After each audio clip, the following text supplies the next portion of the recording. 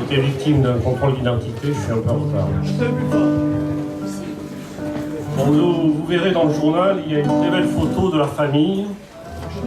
Ils sont jeunes, beaux, désirables.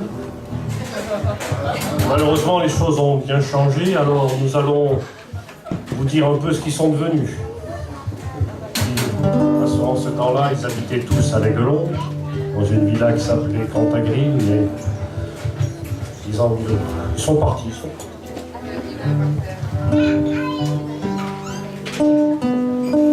Ils ont tous quitté Cantagrine pour s'en aller vivre leur vie, loin du chemin de l'Aiglon.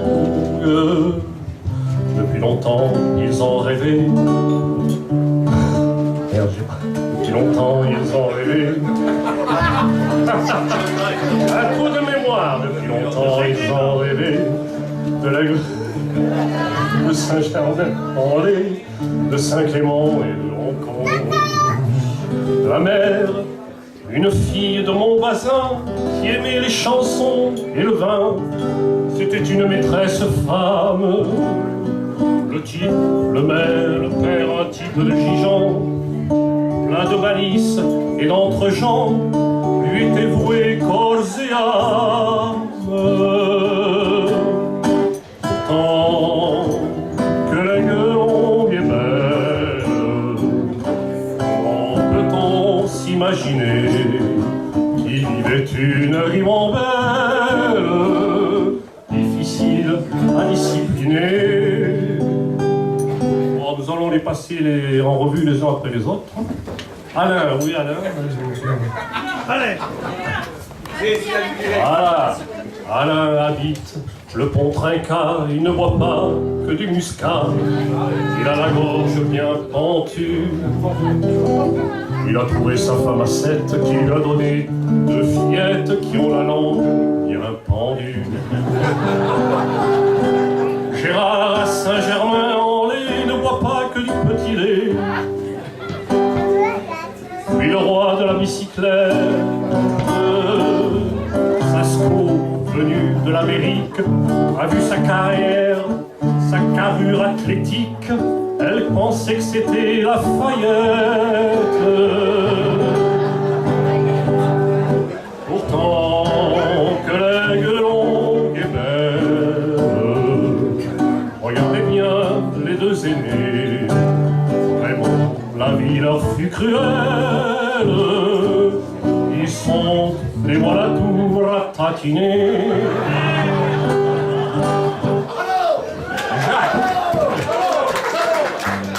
Jacques, oui Jacques.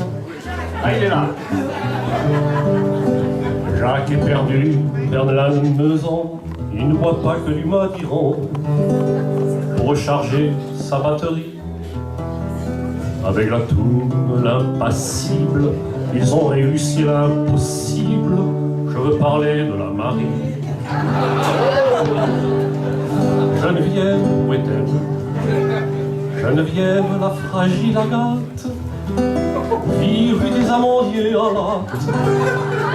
Elle s'est ruinée en moustiquaire pour fuir ses frères tyranniques. Elle a pris comme antibiotique un type un peu patibulaire. Pourtant que l'Aiglon est belle. Et pourquoi donc sont-ils partis? L'un pour suivre une jouvencelle et l'autre un drôle de Huistiti. Il y en a encore 2. Il y en a un peu plus. François se terre à Saint-Clément. Il ne boit pas que le crément dont il a rempli sa piscine. Il court du matin et du matin au crépuscule.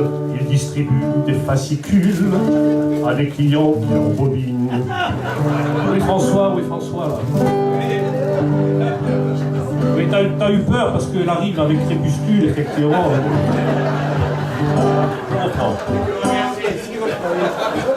Oui, j'en prends parce qu'il y en a qui n'ont pas bon. François se terre à Saint-Clément, il ne met pas, voit pas que du crément, dont il a rempli sa piscine. De l'aube jusqu'au crépuscule, il distribue des fascicules à des clients qui l'embobinent. Seul Dominique, quelle surprise, à l'aigle longue boit son pastis, il méritera une stèle sous l'œil de biche de Martine qui lui a appris la cuisine. Il embobine la clientèle.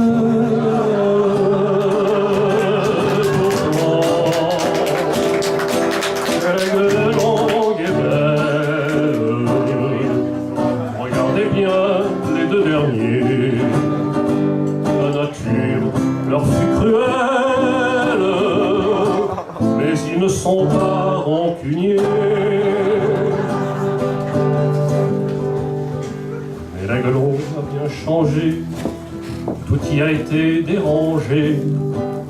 Où est donc le chemin d'antan? Là-bas, dans les années 50, les vignes grimpaient sur les pentes. Adieu, Saint-Saul et Carignan. Les vignes, on les a arrachées, le béton les a remplacées. C'est bien pire que la jachère. On te dit, c'est le sens de l'histoire, et si tu fais semblant d'y croire, tu pourras vivre centenaire.